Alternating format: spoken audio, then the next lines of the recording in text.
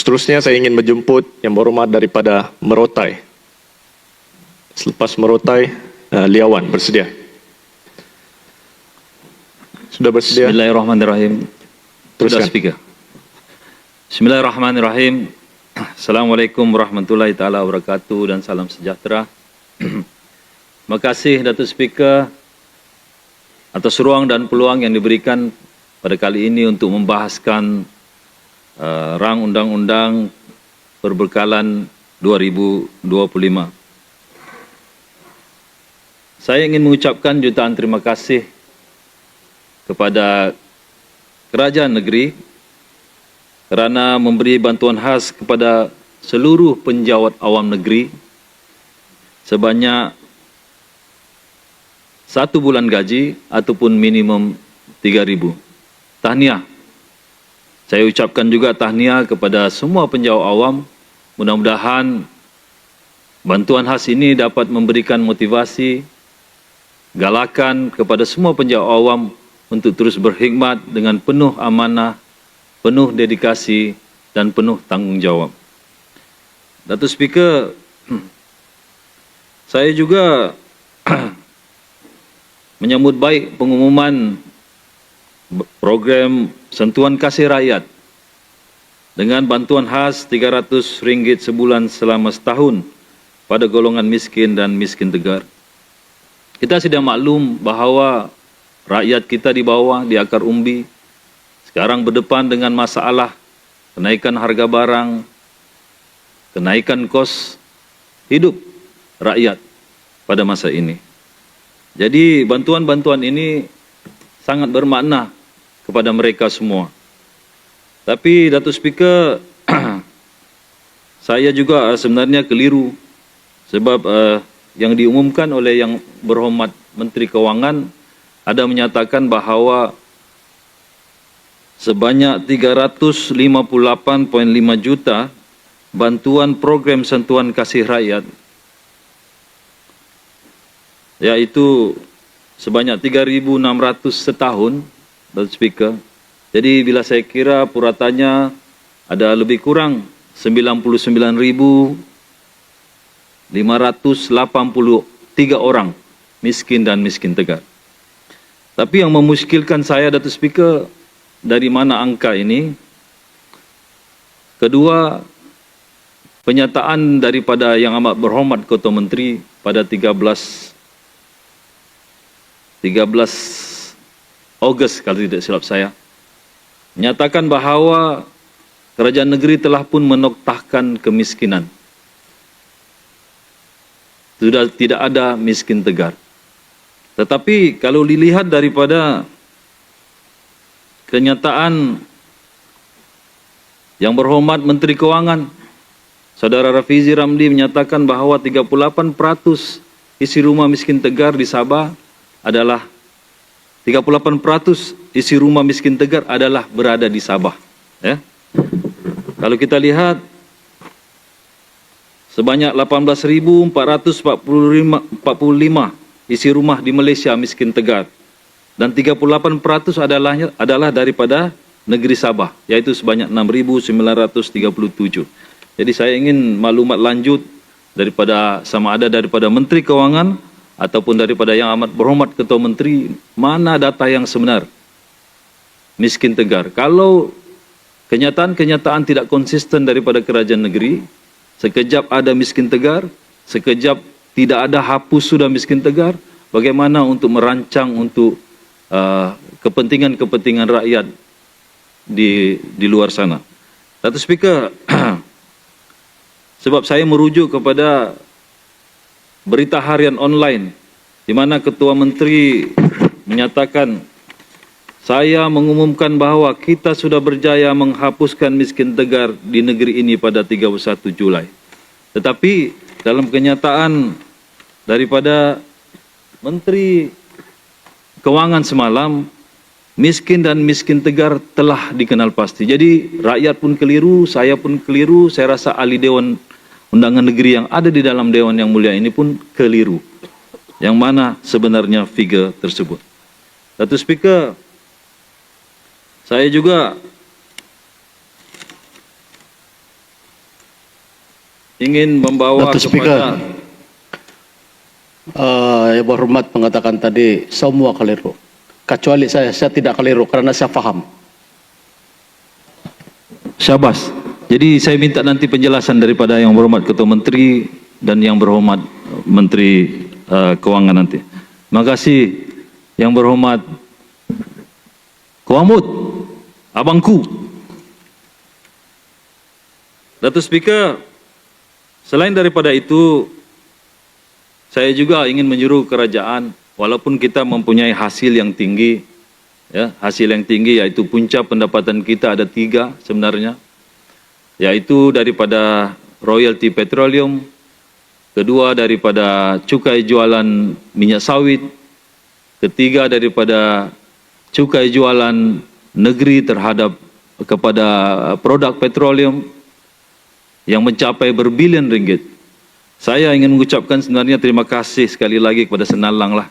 Sebab usaha Senalang untuk memperkenalkan ataupun melaksanakan cukai jualan tersebut pada 1 April 2020 sehingga kan hari ini kerajaan dapat hasil yang banyak, dapat memberikan insentif-insentif yang banyak kepada rakyat negeri Sabah. Datuk Speaker,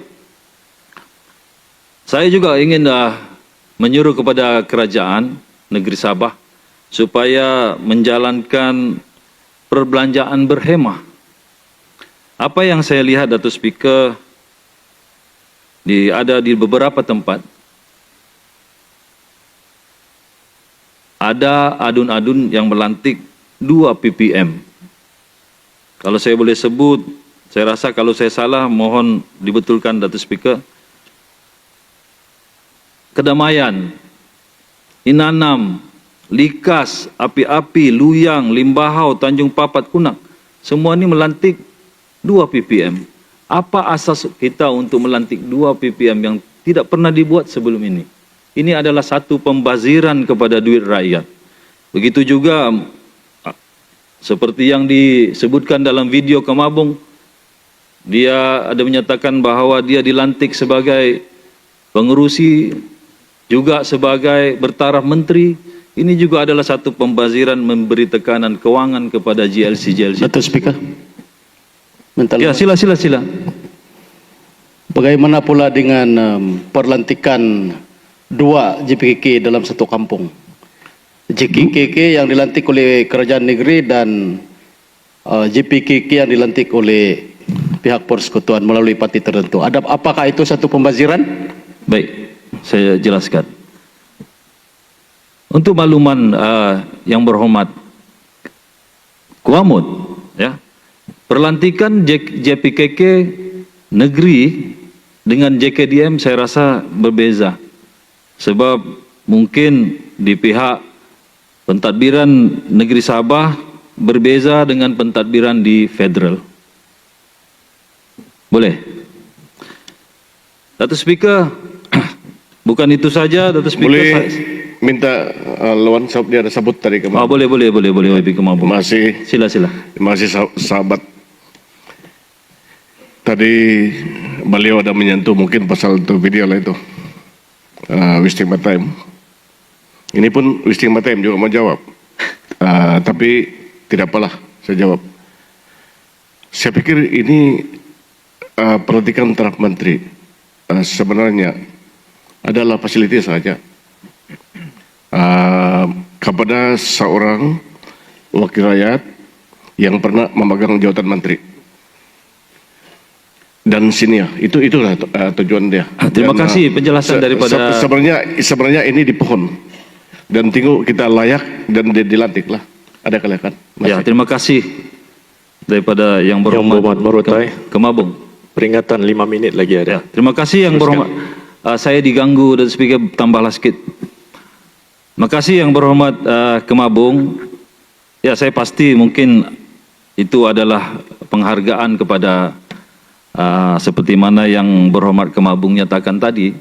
Tetapi ia juga mungkin memberikan beban keuangan sebab mungkin bertaraf menteri ada allowance tertentu, gaji dan sebagainya juga akan diterima oleh pengurusi-pengurusi yang bertaraf menteri, ya. termasuk pengurusi khazanah kalau tidak Tidak, Tuan silap. Speaker, macam ni. Apabila gaji taraf menteri itu dapat, pengurusi SITKO sudah tidak ada dapat gaji. Dia Iyalah, satu saja. betul. Dapat satu saja. Ya betul. Sebab pengurusi Setko, pengurusi khazanah mungkin 5-6 ribu, 7 ribu. Tetapi kalau menteri ikut gaji menteri. Juga dibayar oleh. Sekarang ini, kalau kena lantik pengurusi 5.000, 6.000, siapa yang mau? Itu Tak kerja. apalah, Datuk Bagaimana? Speaker. Tak apalah. Yang berhormat. Saya faham, Yang saya faham, saya faham. Itu makanan satu bakul pun tidak cukup. Ya, saya faham. Yang berhormat. Speaker.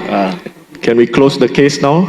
Boleh. Yang penting yang Sambil berhormat kepada- Kemabung close the case. Ini jawatan. Carry on sama ini Apa mau pembahasan dibincang-bincang? perbelanjaan. Mau dibincang pasal jawatan. Ini perkara biasa dari dulu pun macam tu. Tidak. Kenapa Dari ini dulu dibawa- tiada. dibawa di situ? Dulu tiada. Ah. Dulu zaman kami tidak.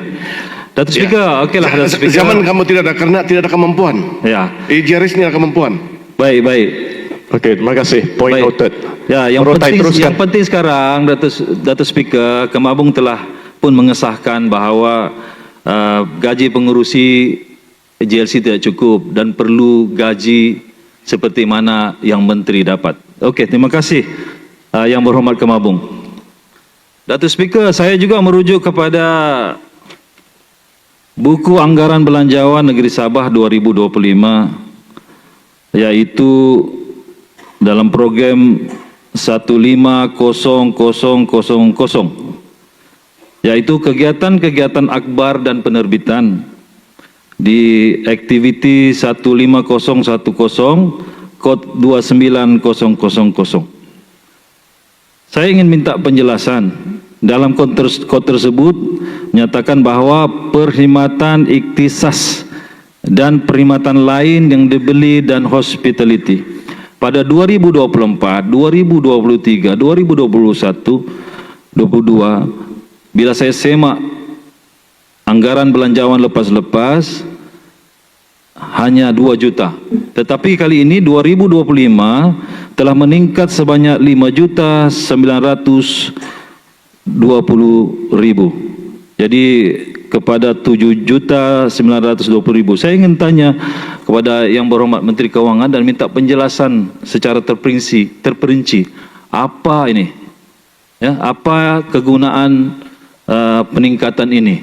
Sama ada beli barang atau sebagainya, ataupun untuk melantik syarikat-syarikat yang mengendalikan portal, blogger, cyber trooper dan sebagainya. Ini saya minta penjelasan. Saya tidak menuduh, tapi saya mau minta details ini supaya saya dapat faham dan semua ahli dewan ini dapat faham ke mana duit ini dibelanjakan. Okay, Datuk Speaker. Selain daripada itu, Datuk Speaker, saya ingin berterima kasih kepada Yang Amat Berhormat Ketua Menteri kerana telah pun memberikan statement bahawa akan terus bekerjasama dengan pihak SPRM sekiranya diperlukan. Datuk Speaker, apa yang saya inginkan adalah satu kemakmuran kepada rakyat Sabah. Dulu hasil kita bergantung kepada kayu balak dulu, Datuk Speaker. Dan saya juga mendapat beasiswa kerajaan negeri Sabah, Yayasan Sabah dulu, semasa saya berada di universiti. Jadi hari ini kayu balak sudah kurang, hasil kayu balak pun sudah kurang. Kalau kita bergantung kepada gas dan minyak, saya yakin akan datang gas dan minyak juga akan habis. Jadi apa yang tinggal untuk rakyat negeri Sabah, untuk kita bangunkan negeri Sabah adalah mineral yang ada di perut bumi Sabah yang cukup bernilai, mungkin berbilion-bilion ringgit. Kita ada emas, kita ada rang batu, kita ada nikel. Tapi Datuk Speaker, kalau kita tidak dapat mengendalikan mineral-mineral ini dengan baik, dengan bijaksana, akhirnya rakyat Sabah juga yang tidak dapat manfaatnya. Kalau kita lihat, Datuk Speaker, sebelum ini ada emas di Balung sana. Yang kita dapat cuma 5%. Kalau dia dapat 100 juta, kita dapat royalti cuma 5 juta. Kalau saya tengok daripada buku ini, tahun ini kita dapat 10,5 juta royalti. Datuk Speaker, kalaulah kesilapan yang lama kita buat lagi, kita akan dapat benda yang sama juga. Mungkin 5%, sedikit sangat. Saya mintalah kepada kerajaan negeri, mineral-mineral ini diberikanlah kepada GLC, khususnya Yayasan Sabah. Kalau kita berikan mandat kepada GLC dan Yayasan Sabah ini, saya yakin kita bukan saja dapat royalti, kita juga dapat keuntungan daripada operasi perlombongan tersebut. Kita juga dapat dividen daripada hasil keuntungan operasi perlombongan tersebut. Jadi hasilnya kembali kepada negeri. Bila negeri dapat bagi insentif kepada rakyat, beasiswa dan sebagainya, saya yakin ini adalah lebih baik daripada kita bagi kepada syarikat-syarikat yang entah dari mana, tidak tahu dari mana. Akhirnya apa yang berlaku hari ini? Berebut-rebut. Apa yang didedahkan di media sosial, didedahkan oleh mantan CEO, cukup menyedihkan, Datuk Speaker. Amanah ini kita pegang, ada 73 adun di dalam dewan ini yang telah dipilih, ditambah lagi 6 adun yang telah pun dilantik, ditambah 3 speaker. Kita semua bertanggung jawab, Datuk Speaker. Tapi kalau inilah juga yang menjadi perebutan antara semua, saya yakin Sabah ini beginilah seterusnya. Beginilah sampai bila pun. Boleh bagi laluan sekejap. Dapat ya, cukuplah, mau habis sudah. Nanti Tidak, sebab disebut tadi nanti ada, Yayasan nanti Sabah. Disebut Yayasan Sabah. Tidak sudah, tidak Jadi sudah, saya tidak sebut. sudah. Minta maaf lah. Nah, saya menyokong ini. Minta maaf, tidak payahlah sokong pun nanti di dalam ucapan. Okey. Biar saya habis. Saya ni tersentuh sudah nih. Mau kasih habis sudah nih. Sila gulung yang berhormat, 2 minit. Datuk Speaker, sekali lagi lah Datuk Speaker, saya ingin menyerulah kepada Yang Amat Berhormat Ketua Menteri, berilah transparansi, berilah kejujuran. Nyatakanlah dalam Dewan yang mulia ini, kalau betul tidak ada salah laku, salah guna kuasa, nyatakan dalam Dewan ini dengan jelas, siapa syarikat yang telah diluluskan, berapa, di daerah mana, di kawasan mana, dan siapa yang meluluskan. Sama ada CEO SMM, ataupun Yang Amat Berhormat Ketua Menteri selaku pengerusi SMM, ataupun board of director ahli lembaga pengarah yang berada dalam mesyuarat itu. Rakyat semua ingin tahu, ini ada hasil kita yang akan kita guna nanti pada masa akan datang untuk anak cucu kita, Datuk Speaker. Saya rasa, Datuk Speaker, cukuplah. Saya rasa semua orang pun sudah paham. Apalah aspirasi kita, apalah aspirasi anak muda di luar, apalah tanggapan mereka. Saya juga malu, Datuk Speaker, kadang-kadang orang cakap, semua YB ini sama. Sedangkan kami ini tidak ada kuasa. Kami ini YB Pembangkang. Point of order, Peraturan Tetap 431. Silakan. Seseorang yang berucap itu haruslah menuju kepada topik yang dibincangkan dalam Dewan, yaitu perbahasan. Baik, Perbakalan. saya jelaskan. Mineral ini adalah hasil yang berhormat ke Mabung. Merotai, YB Merotai. Kemabung duduk. Kemabung Ya. duduk. Saya sudah baca tadi speaker, dia kejujuran kepada Ketua Menteri, seolah-olah ini dia ada sangkaan. Oke, duduk. Apa adakah Ketua Menteri Biar saya jelaskan. Adakah Bukan yang berhormat tidak jujur? Ini bukan saya cakap sangkaan jahat. Saya minta yang berhormat dengan ketulusan Yang Amat Berhormat Ketua Menteri dengan transparansi. Merotai, dia buat rumusan. Merotai sebenarnya buat rumusan. Tidak, saya minta Rumusan tadi. Merotai ini mengatakan seolah-olah mineral ini tidak diatur dengan betul dan disebut juga Yayasan Sabah. Saya bagi pengetahuan, apabila kita meluluskan untuk konsesi Yang berhormat, contohnya silika. Speaker, Boleh, saya rasa Speaker, tiada sebab dia buat kaitan dengan rumusan, ini, Speaker. Speaker. Apa Saya yang saya mesti bagi nyatakan semua explanation. ini berkenaan Kenapa semua dia buat hasil. rumusan? Yayasan Sabah pun hasil kerajaan negeri. Sebab itu saya Daripada cakap kayu kena balak, cek. mineral Kita pun punya hasil fakta, kerajaan kena cek lah negeri. dulu Merotai. Hasil Janganlah kerajaan negeri. Saya sudah cakap tadi. Dengar. Jadi ini Sebab adalah apabila kita termasuk bagi peluang semua perniagaan semua kepada Yayasan Sabah, dividen dan speaker, royalty Pulau semua Belambangan dituju pun kita dalam bagi buku kepada Yayasan ini. Sabah. Apa yang dia cakap? Bila saya cerita pasal Dia mineral, tidak royalty. understand apa yang saya cakap ni. Okey, ahli-ahli yang berhormat. Ahli-ahli yang berhormat. Okey, sebentar Merotai. Pantai Manis, Pantai Manis, Pantai Manis. Dua-dua duduk, Merotai duduk, Pantai Manis duduk. Pantai Manis, Pantai Manis kawal perasaan. Merotai kawal perasaan. Duduk, duduk. Kawal perasaan. Pantai Dalit, sorry, Pantai Dalit.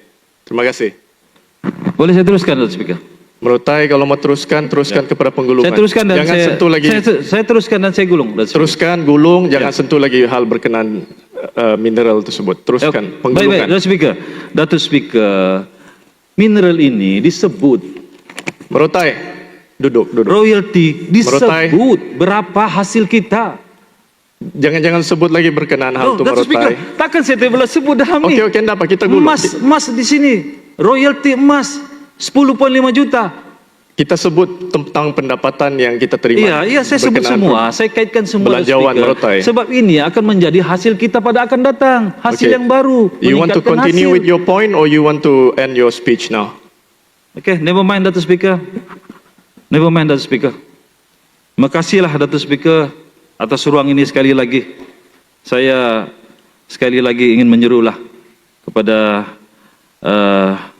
kerajaan negeri untuk menimbangkan semula apapun keputusan yang telah dibuat. Mudah-mudahan segala hasil yang kita dapat pada masa-masa akan bertambah dan memberi manfaat kepada rakyat negeri Sabah. Sekian, terima kasih, Datuk Speaker.